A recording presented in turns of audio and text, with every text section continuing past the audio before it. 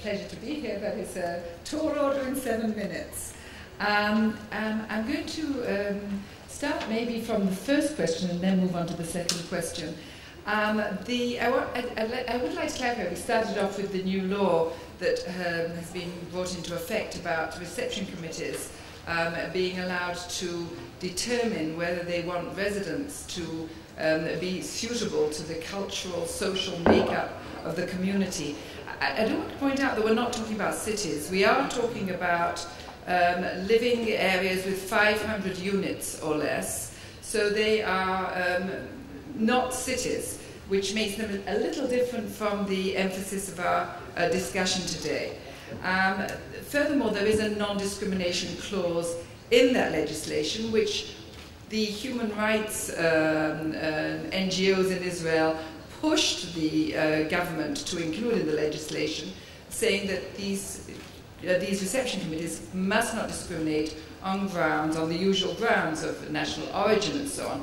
Of course, as our chairperson pointed out, bringing in a law like that, the burden is on the state to show that they do not intend that law to be used as a vehicle for discrimination against Arab citizens of the State of Israel. But I did want to say it's not aiming to make Haifa a purely Jewish city. So that it's problematic, but it's not problematic on that level. I also wanted to say that the question of residence in mixed cities, of residence together, actually reflects a far bigger and more important and more essential problem of the way that the Jewish majority and the Arab minority, Muslim and Christian, live together in Israeli citizenship. And it's clear, of course, that there must be equal rights in a neutral public space. Public meaning all the things we've discussed, the right to choose one's residence, the right to education and choose one's education, and the rights in employment, of course rights in the political sphere.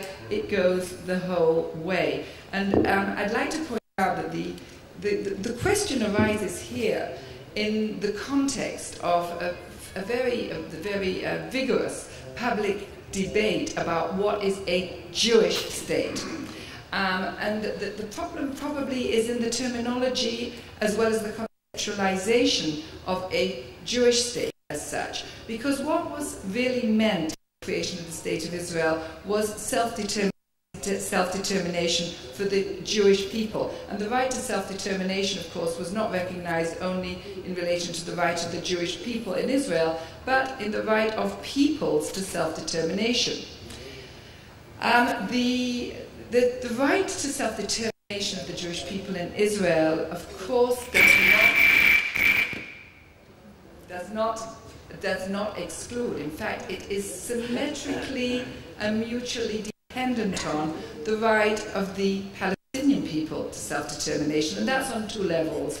One is the national level, 2 states for 2 peoples, and the other is internally. And what we're discussing today is not international level, though many human rights NGOs, especially Arab NGOs, think that one cannot discuss the rights of the Arab minority before one reaches a solution on the national level of the right. There's 2 states for 2 peoples, and that came up with relation to Jerusalem and citizenship or non-citizenship of Arab citizens of East Jerusalem. So going back to the concept of self-determination within Israel, the right of the Jews to self-determination in Israel, which I think is not really opposed by anybody, and Mosawa, which is an Arab NGO, signed a document which I was instrumental in having drafted between 20 human rights NGOs in Israel, of which Mosawa was one, saying that Israel is a state for the self-determination of the Jewish people, but it must recognize the rightful position of Arabs as a national minority within that state. This means that under the ICCPR, Israel is obliged to give equal rights to minorities and to represent the whole people belonging to the territory without distinction of any kind. This kind of demand on the State of Israel means that equal citizenship must give rights to equality to the Arab minority, and that has been said, I think, by all the speakers here. As regards the way in which there is equal representation without distinction of any kind, there are two alternatives. One is total integration in the like the melting pot ideal of American society, the idea that you totally integrate into one citizenship without any cultural differentiation. Of course, the alternative is that you integrate different communities, recognizing their rights, giving them full citizenship rights, but don't necessarily demand a melting pot.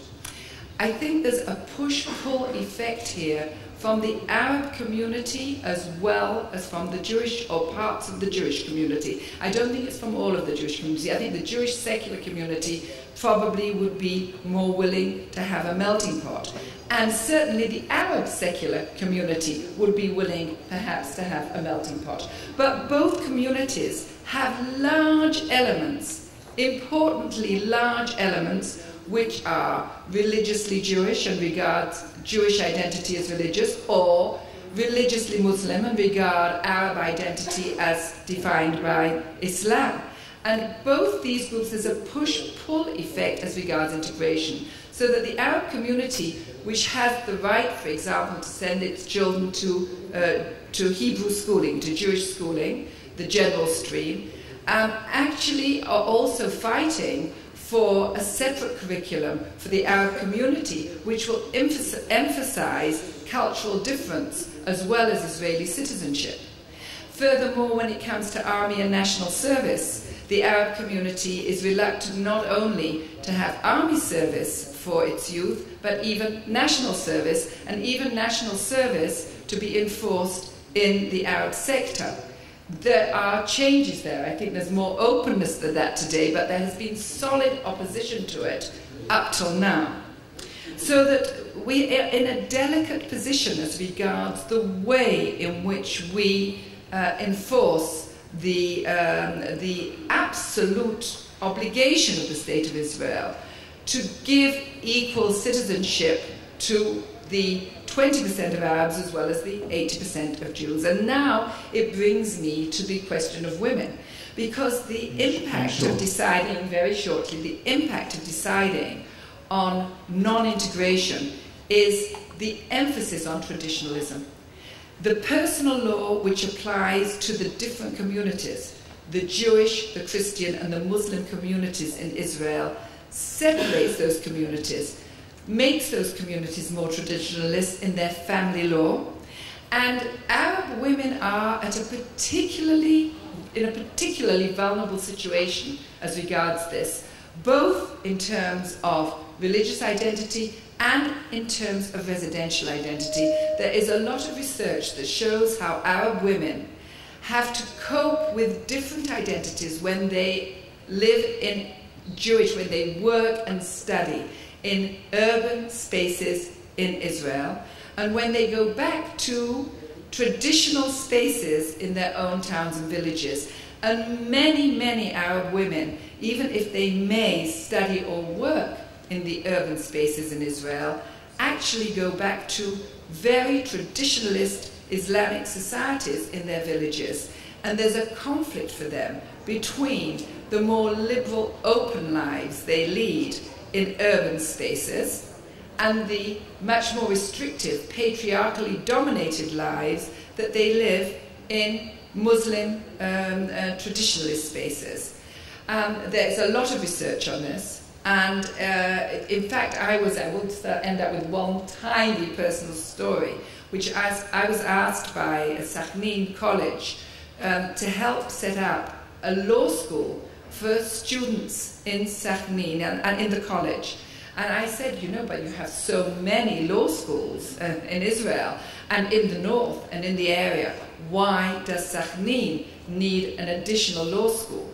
And they said, because many traditionalist families won't let the girls go and study in Haifa or in Carmiel or any of these law schools. And we would provide a bus for girls which brings them from home in the morning and returns them at night, and would allow far more girls from the Arab communities to study law.